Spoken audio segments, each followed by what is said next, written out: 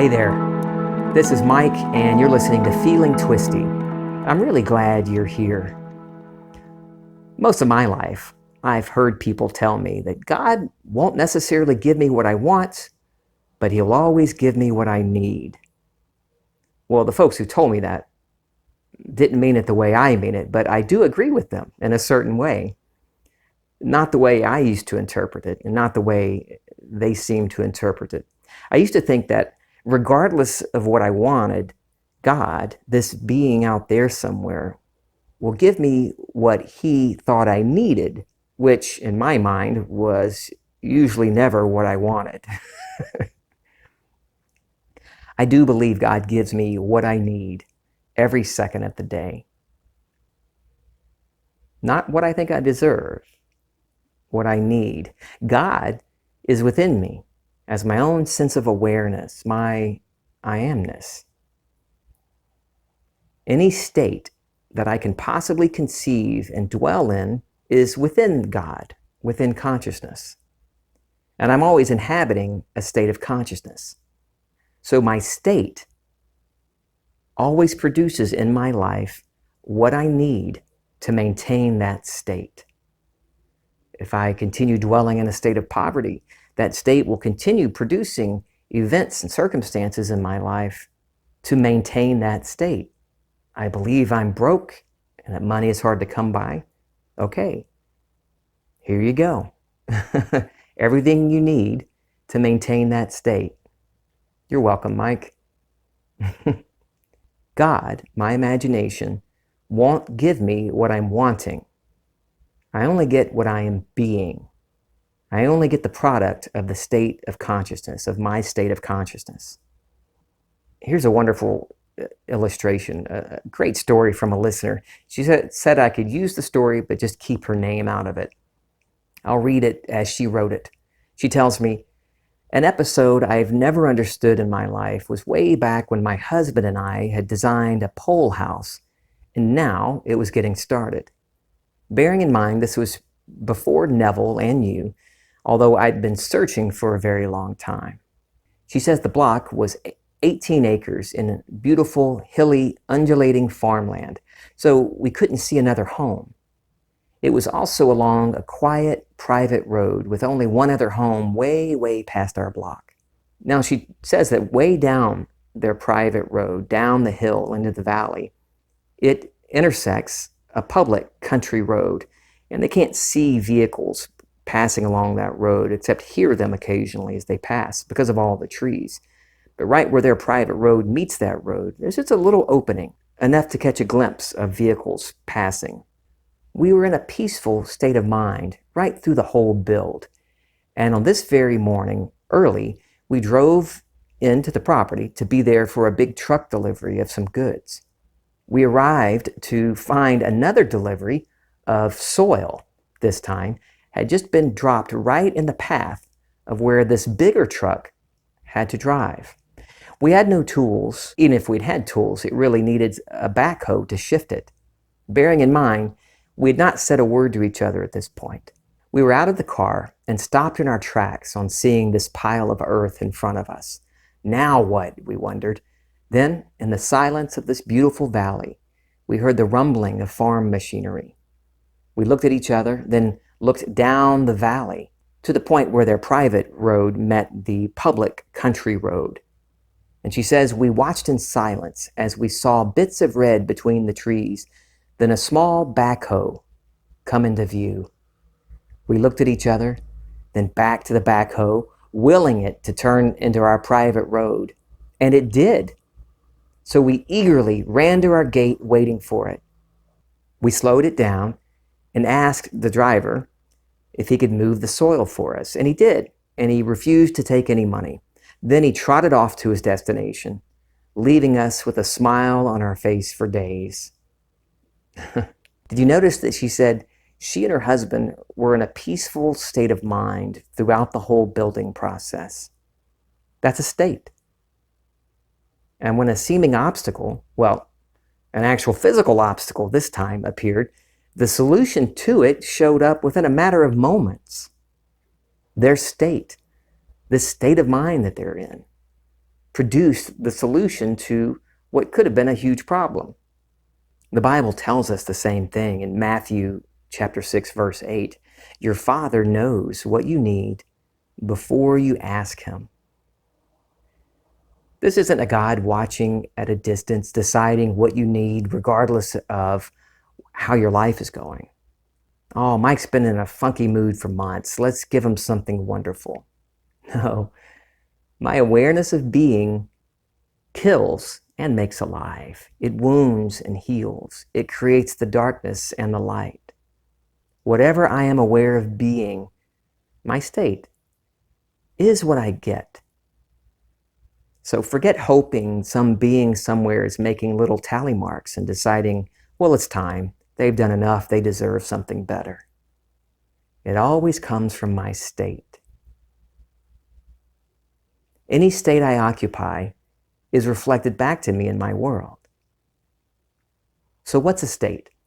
I know many of you, most of you, are very familiar with Neville and understand that, but I've had several people recently ask me for more details. Now, here's a very simple explanation from Neville himself, from his lecture, The Potter's House. He says, so often I speak of states of consciousness. Do you know what a state of consciousness is? It's a mood, just a mood. What would the mood be like if it were true? If I were the man I would like to be? What would the feeling, the mood, be like? If it were true, how would I see the world, and how would the world see me? That's a mood. That's a state. You enter that state and abide in it, dwell in it, and live in it. It may not come tonight or tomorrow morning, but if you remain faithful to that state, to that mood, it will externalize itself in your world, and you will move from wherever you are, if you don't like what you are, to where you want to be. You can listen to that lecture on YouTube and read it in Margaret Ruth Broom's compilation of Neville lectures called Immortal Man. It is a wonderful lecture, and there's a couple of very good quality recordings of that lecture in Neville's own voice on YouTube. I'm always experiencing the reflection of my state. I'm always producing from my state. My state of mind, my state of being, has its own desires, its beliefs and reactions. It's my identity. It's the one I step into, the mask that God wears. Manifesting isn't a spigot we turn on and off as needed. It's always open. It's always running. And only I can determine the direction of the flow by my state of consciousness. Think of it as energy moving in a pattern set by what you are imagining. I used Neville's lecture, The Coin of Heaven, for a couple of episodes recently, and here's part of the quote again. For those who haven't heard why I say you walk tracks, you are standing forever in the presence of an infinite and eternal energy. And from this energy, all things proceed. But they proceed according to pattern. Energy is moving in a certain pattern, and you determine the pattern that it takes for you actually lay down these tracks within you that energy flows over by the use of your inner conversations. This energy, I call it now mind, follows the tracks laid down in a man's own inner talking. I can never turn off this energy. I cannot stop laying down tracks for my life. Picture your state as a track, a walking path in front of you. You're standing on it. Now imagine the path of your wish fulfilled as a new path, branching off this current one. And you look down at it and you notice that it seems to run parallel at first, right alongside the current one, and ever so slightly begins to veer away from it. So you assume the feeling of the new state, and now you're immediately moving along this new path, even if what you see around you has not changed yet. You're on the new path. You've made the decision within you. You've assumed the feeling. You're on this new path, but you react. You react to what you're seeing around you and assume it didn't work because at the moment, everything looks the same. So you jump back to the old path and try it again. Maybe a different technique this time. Now, back on the path of your wish fulfilled. The new one doesn't seem to diverge much from the old at first. So you react and start doubting yourself. And you find yourself jumping back on the old track.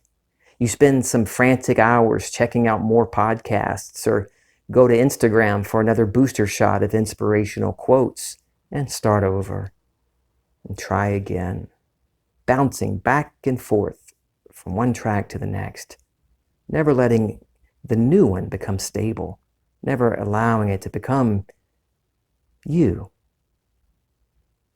And I said bouncing, and now I'm picturing Tigger from the Winnie the Pooh stories, bouncing all around. Imagine yourself hopping back and forth. You'll never get anywhere. And you'll likely end up exhausted and wanting to just throw the towel in and just give up. Continue on the same old path you've been traveling for years. I'm not suggesting a new technique here. I do like the imagery, though, the paths or the tracks. I'm on my current path, and I see before me the new one, leading me to my new experiences, to my wish fulfilled. It begins to veer only slightly at first from my current state. But if I completely abandon the old track, die to the old state of consciousness, and remain loyal to my new state, one day, the old track, the old state will be so far away from me in time and space that I'll hardly remember it and hardly recognize myself as the one who traveled that path. I'm sure you've had moments you look back, periods of your life now, you look back and think, how did I do that? I can't believe I even lived like that or thought that way. You've changed states. Take the step. You already know what you want. There is no one to relay or transmit the desire to. Nothing outside of you. You already know who and what you want to be. Let me say it differently. You already know who and what you want to experience because you are God. You are consciousness. Your sense of I amness. I am. That's God. And anything you attach to that, any state you attach to I am, is what you experience. And if I am is God, then who do I need to transmit a message to or relay anything to or worry about getting the details of my wish put down perfectly so I can transmit it? I'm going to say it again. You already know what you want. Right now, you can step into that feeling, the feeling of that being true for you now. You've been thinking about the details and all these things you want already. No need to sit down and compile them. How would you feel right now if it were already true? What would the mood, the feeling be like if I were already living the life I want? How would I see the world around me? How would I react to my partner, to my children, as this new person? I used to feel so much pressure and so much stress when this all started for me. So lost in circumstances. But this is a dream. This is a dream. You know how when you're sleeping and you have a dream, everything seems so solid and real. Even maybe the giant one-eyed dragon that's chasing you in the dream. It seems very real. And the path you're running on to get away from the dragon, you can feel your feet hitting the path. Maybe you get hit in the head with a branch, a low-lying branch. Ouch, that felt real. And the fear feels real. And then you wake up. Oh, it was only a dream. And everything that just a moment before seemed so solid and real and permanent is vapor. It disappears. You can hardly remember it a few moments after you wake up. It's gone. It's only a dream. This life that seems so solid and unchangeable is a dream. And you'll wake up in this dream. You will. And you'll have that same feeling after that nightmare of a dream you had one night. It was only a dream. This is only a dream. And just as those sleeping dreams, you affect the dream. Every movement you make in those sleeping dreams seems to be real. You move through time and space in the dream. But you never left your bed. It was all movements within consciousness, within imagination. And that's what this is. You move through seeming real time and space here in what we call reality. But it's still only a movement in consciousness, in imagination. It's only a dream. And you are the immortal one dreaming this dream. And you know what? I love you. I'm feeling twisty.